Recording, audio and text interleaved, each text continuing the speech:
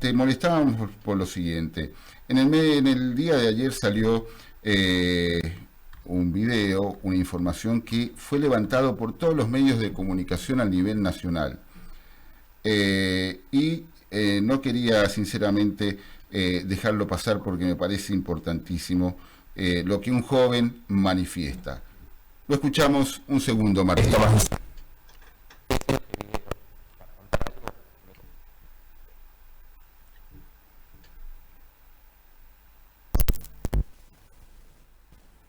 Años decir en voz alta. Cuando era adolescente, acusé falsamente a mi padre de algo gravísimo. Y lo más difícil de admitir es que sostuve esa acusación durante más de 10 años. Recién hace aproximadamente 2 meses, y no por un clic mágico e instantáneo, sino por un proceso largo y doloroso, empecé a ver con claridad que aquello que había creído y repetido era una mentira. Crecí escuchando que mi papá era peligroso, que tenía que tenerle miedo, que nos había hecho daño, nos había lastimado, nos golpeado. Y yo, como hijo, creí lo que me decían. No fue una mentira inventada por mí, fue una historia sostenida, repetida, impuesta por una figura adulta en la que yo confiaba plenamente, mi madre.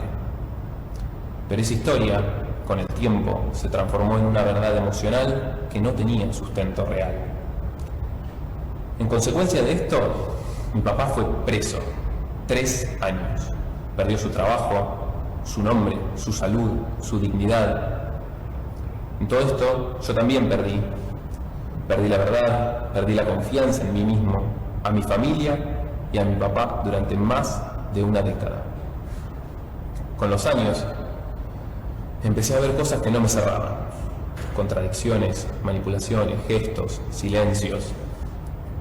Pero como dije antes, no fue un clic, fue un proceso. Un proceso que me llevó meses, años tal vez. Hasta que algo dentro mío quebró. Y entendí que la historia que yo había defendido con tanta fuerza, que hasta milité, no era cierta. Eso me dejó desarmado, roto. Mi nombre es Tomás Disoni. Bueno, doctor Zuleta, ¿qué hacemos con las malditas falsas denuncias? ¿Qué hacemos con la perspectiva de género? ¿Qué hacemos con estas yatas de fiscales que empiezan a encanar a gente inocente, doctor? Lo que plantea el video, que es una realidad que están atravesando muchas personas, y ya estadísticas confiables para poder hablar de que hay un alto porcentaje de denuncias falsas. Yo me estoy escuchando a mí mismo y se me confunde bastante. Bien, a ver si te mejoramos. A ver ahora. A ver ahora. Ahora sí, ahora Bien. ya no me escucho. Nos decía, doctor. Bueno, sí, les decía que, hay un alto porcentaje de denuncias de estas características que terminan siendo desestimadas, y ese porcentaje que es, digamos, oficial, nos devela la gran cantidad de denuncias falsas. Y ni hablar de aquellos casos como este, de aquellas denuncias que los fiscales continúan impulsando y terminan en juicios y en condenas, ¿sí? Acá con el tema de la violencia de género, que es una realidad que verdaderamente debe ser abordada, porque es indudable de que han existido y existen, por supuesto, numerosos casos donde evidentemente la ley no puede permanecer digamos, ajena a una problemática que nos muestra de que las mujeres en algún porcentaje sufren violencia, y la violencia que sufren las mujeres, por supuesto, las coloca en determinadas situaciones en alguna situación o condición de imposibilidad de poder proteger adecuadamente sus derechos. Pero estas leyes que estuvieron pensadas y orientadas para paliar esa problemática realmente han sido totalmente distorsionadas hoy en día, y creo que hay muchas mujeres también que se aprovechan de todo este entramado legal para, bueno, poder explotar o sacar adelante, en definitiva, cuestiones que tienen que ver con sacarle provecho a esta ingeniería legal en contra de los varones. Y hoy en día la violencia que padecían y que padecen en cierto aspecto las mujeres también se ha volcado hacia el hombre, pero con el agravante de que la violencia que sufren las mujeres es emprendida, en los casos que es real y que existe, por individuos. En cambio acá estamos hablando de que la violencia que está sufriendo el hombre es realmente una violencia ya institucionalizada. Estamos hablando de que cuando se utilizan estas leyes para armar casos como el que está manifestando este joven, que se ha hecho viral, y que hay otros casos que también anteriormente han estado, transmitiéndose a través de distintos medios, nos está mostrando de que hay una violencia que se encuentra institucionalizada, ¿sí? Y fundamentalmente porque, bueno, desde el Estado se han creado una serie de organismos en lo que tiene que ver con la justicia, fiscalías especializadas en este tipo de casos y abordajes de violencia de género y violencias intrafamiliares, que realmente son fiscalías especializadas en perseguir exclusivamente a los hombres, porque esa es la realidad que nos muestra la práctica habitual. Y lamentablemente creo que nos merecemos como sociedad un debate profundo, porque este entramado legal que fue establecido con un sentido altruista de proteger a las mujeres bajo violencia doméstica, hoy en día no ha cumplido su cometido, y realmente lo único que ha logrado es quebrar algunos principios que son muy importantes dentro de un sistema republicano, como son el principio de inocencia, como es un debido proceso. Para que ustedes se den una idea, acá en San Juan a mí me toca litigar derecho penal. A mí me está costando, por ejemplo, mucho acceder a los documentos que le sirven de base o de respaldo a los dictámenes periciales. Es decir, para que se lo voy a explicar de manera muy sencilla, como este tipo de delitos de violencia intrafamiliar y agresiones sexuales se producen obviamente dentro de un ámbito muy limitado, dentro del ámbito de una familia, o en determinados lugares donde obviamente prácticamente no hay testigos al respecto, en los casos de agresiones sexuales, toma mucha relevancia lo que es el testimonio de la presunta víctima, y para apoyar al testimonio de la presunta víctima se hacen, entre otras cosas, pericias psicológicas, y esas pericias psicológicas se sustentan casi exclusivamente, en la provincia de San Juan es grave lo que está pasando, se sustentan en entrevistas y testimonios de la presunta víctima. Es decir, que en base a esas entrevistas y esos testimonios es que, con una apoyatura a través de pericias psicológicas, se termina condenando al hombre o al imputado.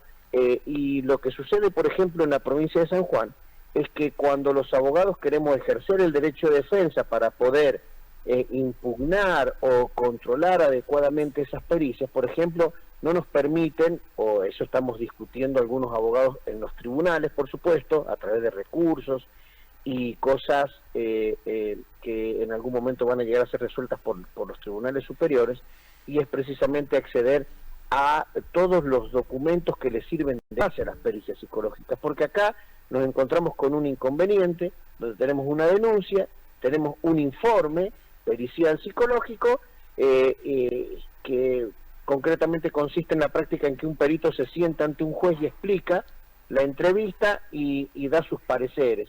Y bueno, realmente con esos dos elementos se ha condenado a muchísimas personas, y a muchas se las fuerza o se las impulsa también a llegar a acuerdos que, si bien no conllevan una pena, digamos, de prisión efectiva a través de distintas negociaciones, está haciendo que, en definitiva, bueno, hay un sistema que hoy no está pensado, desde mi punto de vista, en buscar la verdad real, no está pensado en establecer y priorizar las garantías constitucionales, sino muy por el contrario, está pensado casi exclusivamente en, digamos, en tratar de erradicar la violencia contra la mujer, pero lo está haciendo a un costo que me parece que es demasiado alto para un sistema democrático y republicano. Doctor, ¿cómo le va? Daniel Núñez lo saluda, ¿cómo anda usted? Hola, Daniel.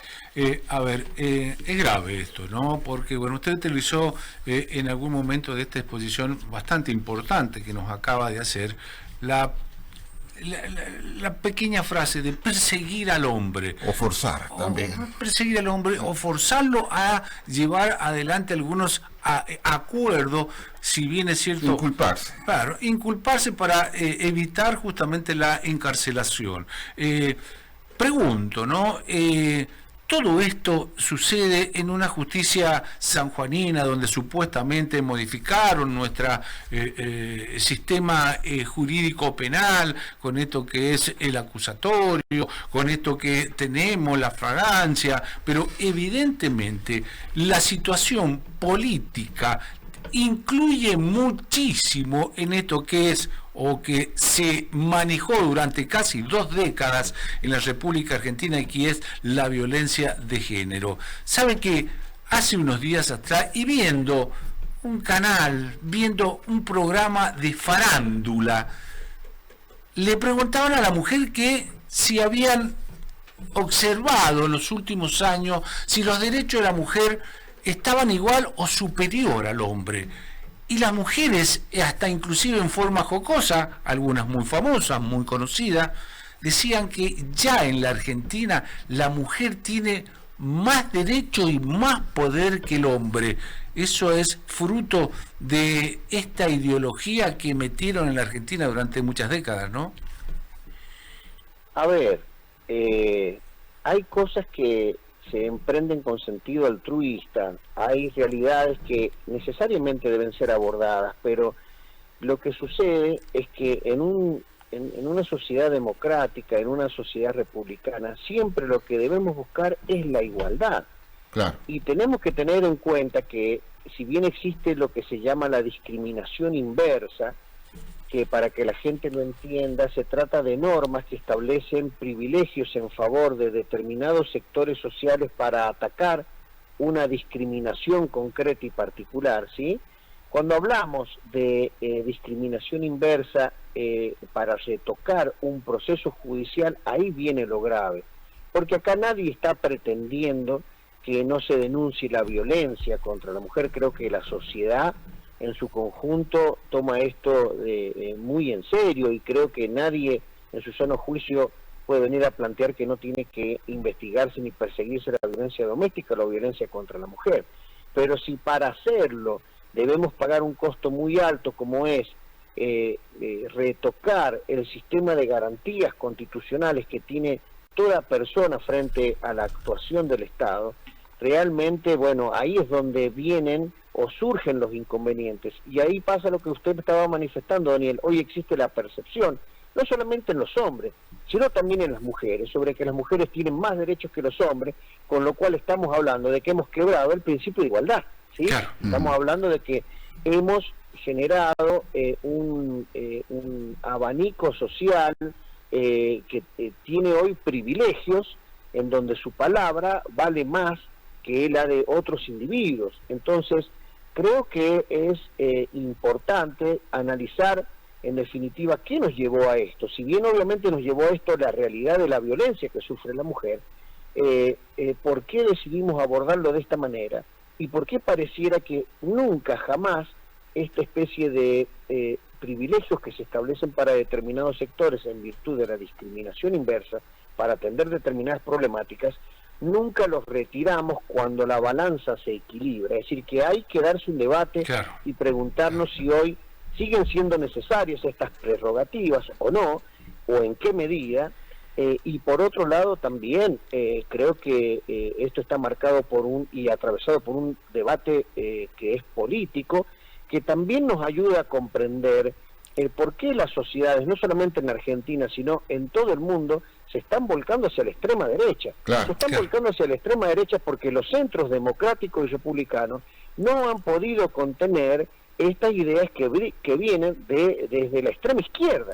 Entonces esto está atravesado a través de un tema cultural y político que termina reflejándose en las leyes, y por eso creo que también es peligroso esta reacción de las sociedades hacia la extrema derecha, pero fundamentalmente yo creo que están manifestando la disconformidad contra estos sistemas que establecen estas desigualdades que terminan siendo muy violentas, porque les hago esa diferencia que marcaba recién. Una cosa es defender a la mujer de un hombre y otra cosa es defender a un hombre o a un ciudadano del Estado. Estamos hablando de que la democracia y la república surgió como una garantía de la Constitución y las leyes son garantías frente al Estado, y a través de esta ideología de género y el impulso de estas acciones de discriminación inversa, lo que hemos logrado no es solamente darle poder a la mujer, sino darle poder al Estado, ¿sí?, sobre el individuo, que hoy en día, por el solo hecho de ser hombre, se encuentra con garantías procesales realmente muy disminuidas frente a estos casos. Doctor, siguiendo en este tema, ¿cómo, a ver, el joven que habla de su padre que estuvo privado de la libertad 3 años, después fue sobreseído, pero a ver, ¿quién le devuelve esos 3 años? ¿Qué alternativa le queda a este ciudadano que se lo privó de la libertad? ¿Iniciar un juicio al Estado por haber sido mal juzgado? Porque, a ver, está confesando, el propio joven está confesando que mintió, que ayudó a armar una causa junto con su madre, ya va más allá de una falsa denuncia, ¿no, doctor? Mire, siempre que uno, a mí me ha tocado intervenir en varios casos, en muchos casos que tienen esta base y esta raíz, que en definitiva cuando alguien logra que se declare inocente una persona sometida a esta clase de procesos o sobreseído, es porque evidentemente está demostrando la falsedad de la denuncia. Y uno siempre, le da respuestas a los clientes, a los justiciables, que no son satisfactorias, porque estamos hablando, mire, que hay que ir verdaderamente en un sentido jurídico, hay que ir contra quien denunció falsamente. Claro. Y estamos hablando de la familia, estamos hablando del hijo, estamos hablando de la ex mujer, y esto también nos marca un poco la temperatura de las cuestiones. Acá yo no veo, y no hay, cuando uno asesora a los clientes, hasta ahí llega el asesoramiento, no hay hombres que vayan y emprendan en los tribunales acciones contra las mujeres que los denuncian falsamente. ¿Sí? Creo que esto también nos está mostrando de que se complejiza y se complica un poco hacer justicia verdaderamente en estos casos, porque realmente no, lo que debiera suceder en estos casos es que alguien se haga responsable de esta situación. Pero el Estado, por supuesto, se escuda en muchos eufemismos jurídicos, como por ejemplo... Para no aceptar la denuncia de la falsa denuncia, valga la redundancia, claro, doctor. Es así, y porque también es difícil ir en contra de la propia familia, que ahí se advierte, digamos, algunas desigualdades, que por ahí es muy fácil ir contra los hombres, en todo sentido, y por ahí los hombres les cuesta más ir contra las mujeres y contra su familia, en casos tan, digamos, tan tristes como este que ustedes están marcando y están mencionando.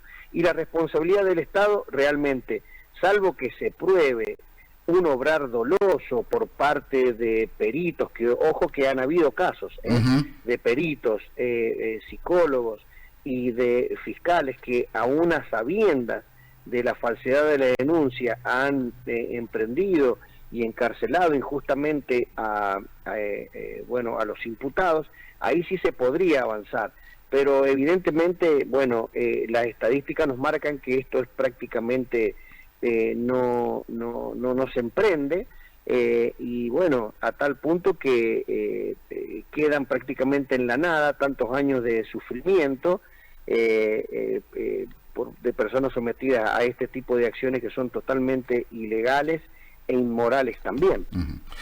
Básicamente, doctor, queda todo circunscripto a una acción privada, una simple querella, una simple demanda civil por daños y perjuicios, ¿no?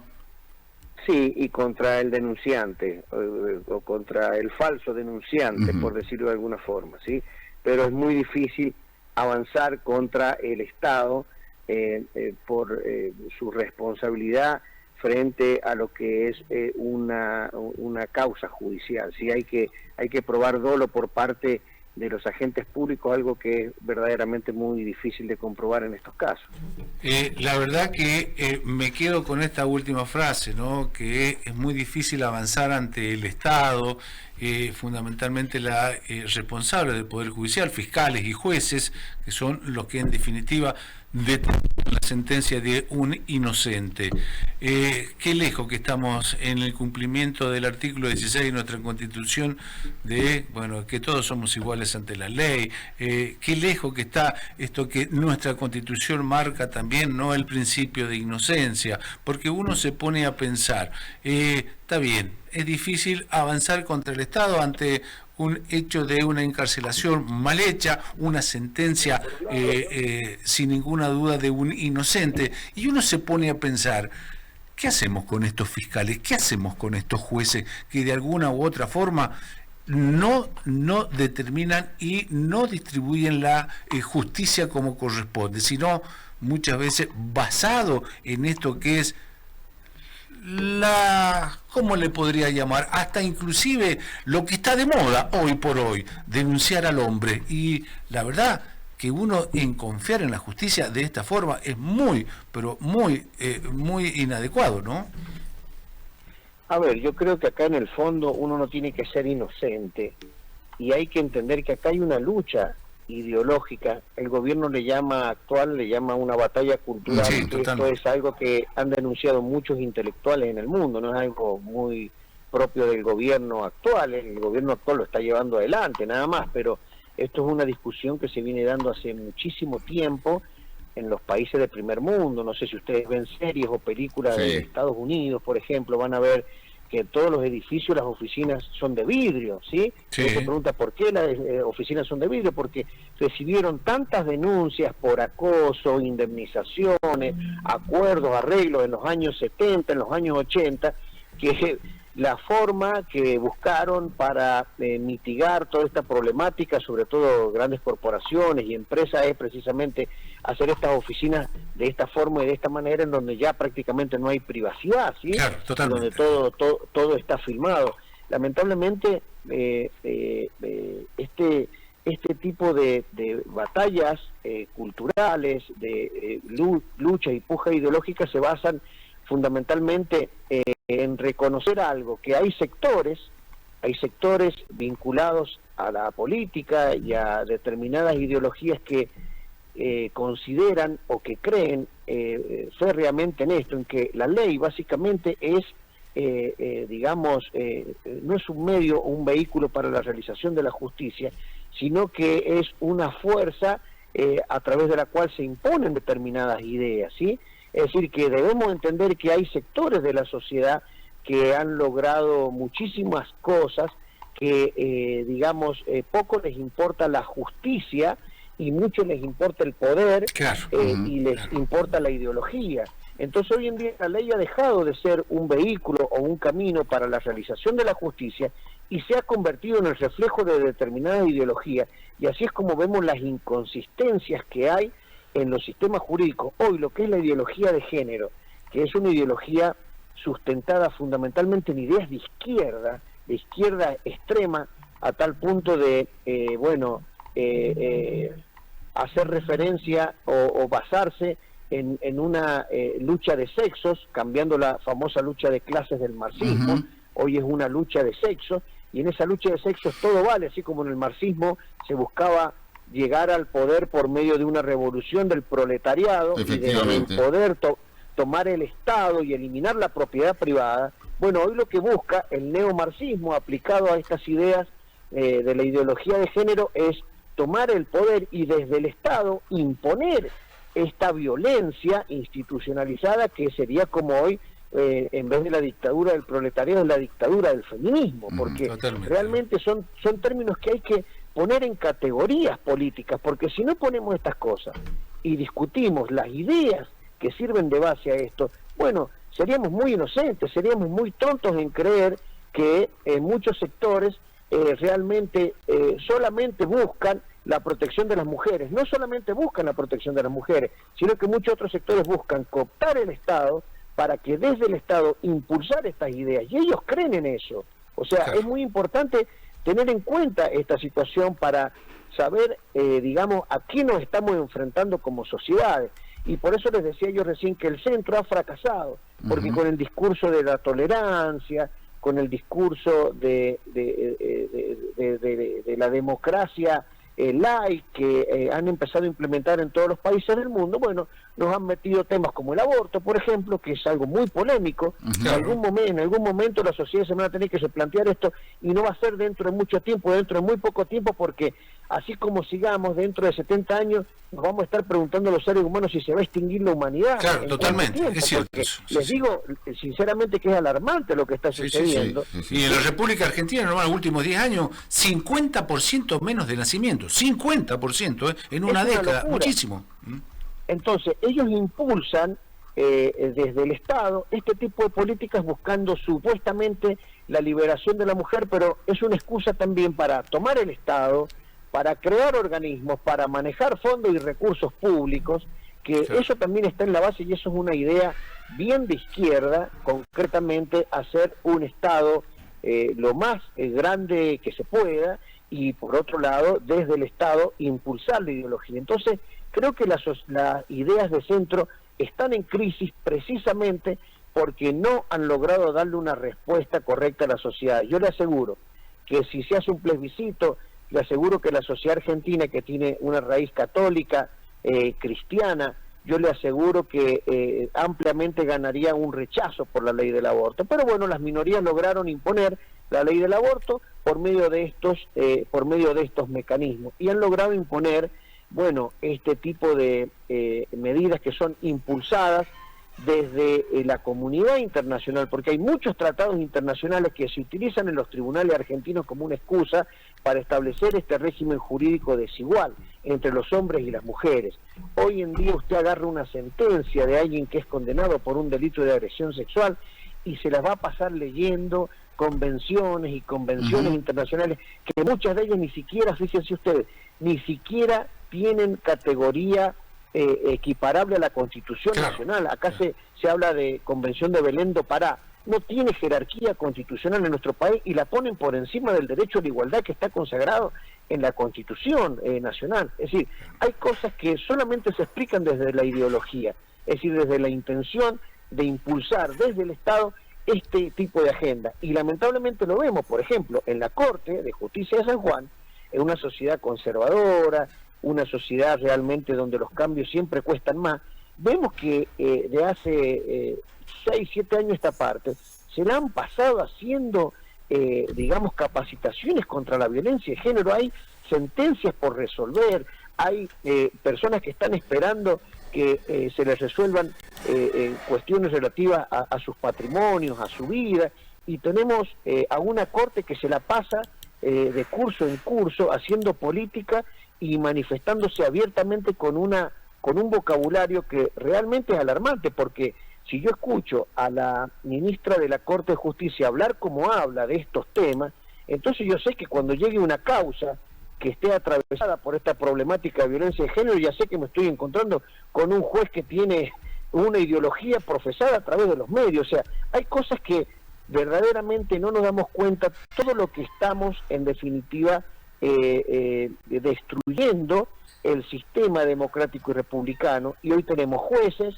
tenemos fiscales, tenemos organizaciones, y tenemos también desde el Estado, porque el Estado provincial sigue con las políticas de género. Ojo, se han destinado, salió una noticia el otro día, cerca de 70 millones de pesos para una actividad que tenía que ver con cuestiones de género. Es decir, estamos viendo que desde el Estado, lejos de buscar el equilibrio, buscar la igualdad, lo que se hace es impulsar esta agenda, y yo creo que, bueno, tarde o temprano nos vamos a dar cuenta de las consecuencias nefastas de esta agenda. Hoy la están sufriendo los hombres, o la están padeciendo cada vez más. Es más evidente que estas leyes se han utilizado en muchas ocasiones para quebrar la igualdad y para someter a los hombres. Perfecto, pero dentro de muy poco tiempo lo va a sufrir la sociedad toda, porque no va a pasar más de 70 años donde toda esta ideología y estas políticas nos van a poner frente, digamos, a un dilema que es muy grande y que es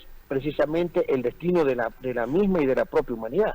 Doctor, muy cortita. Hoy, bueno, la pérdida de una vida siempre es lamentable. Falleció Eduardo Quattropani, fiscal general de la Corte. El jefe de los fiscales, de sus chicos, como les llegó a decir, que usted nos comenta de que bajo este sistema acusatorio están forzando a muchos ciudadanos, hombres o mujeres, discriminando, es decir, no discriminando, sin discriminar sexo, a forzar acuerdos, a firmar declarándose culpable. Insisto, Eduardo Quattropani no fue un prócer, ¿cierto, doctor? A ver, yo quiero ser muy respetuoso, porque más en un momento como este, donde por supuesto sus seres queridos están sufriendo por esta pérdida, pero bueno, yendo estrictamente a una opinión personal, a ver, yo lo considero, al doctor Quattropani, lo considero como una persona polémica, por decirlo de alguna manera. Hay cosas que hay que reconocerle, ¿sí? En determinadas situaciones creo que el doctor Quattropani se animó a decirle a la Corte cosas que no se animaba a decirle nadie. Me parece que en ese sentido es bueno, mostró en algún aspecto postura firme frente a la Corte de Justicia, pero bueno, por otro lado creo que ha dejado una gran deuda, no solamente el doctor, bueno, él encabezaba el Ministerio Público Fiscal, pero realmente creo que la justicia nos está debiendo a la sociedad la lucha contra la corrupción, ¿sí? Creo que la gran deuda es que acá no hay ningún político investigado, y no es que no hayan sido denunciados, ¿sí?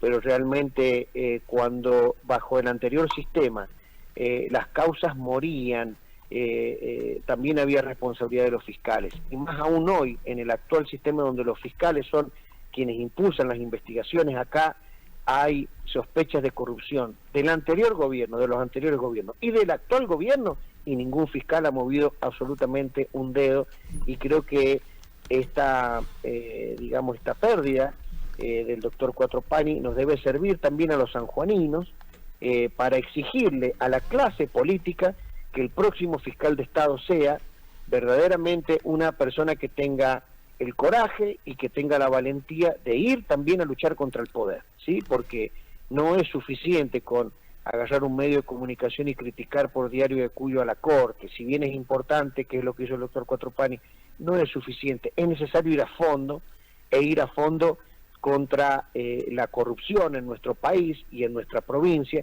porque es la única manera que vamos a salir adelante como nación y como provincia. Yo creo que es una gran oportunidad para bueno, que nos debatamos y planteemos como sociedad qué fiscal de Estado queremos. Si queremos un fiscal de Estado que siga bueno, poniendo el foco en los ladrones de gallina, o verdaderamente necesitamos un fiscal de Estado que esté a la altura de las circunstancias y que entienda el rol, porque cuando estamos hablando de que no se ataca la corrupción, la gente por ahí no le da piola a esto, pero estamos diciendo que no van a llegar inversiones a nuestro país. Claro. Estamos diciendo que no, a ver, no vamos a entrar dentro de el grupo selecto de los países desarrollados, porque todos los países desarrollados se caracterizan porque combaten la corrupción. No es que no haya corrupción, la combaten a la corrupción. Lamentablemente en la Argentina es una lucha que está faltando, y sobre todo en la provincia de San Juan, así que creo que es una oportunidad para debatir estas cuestiones.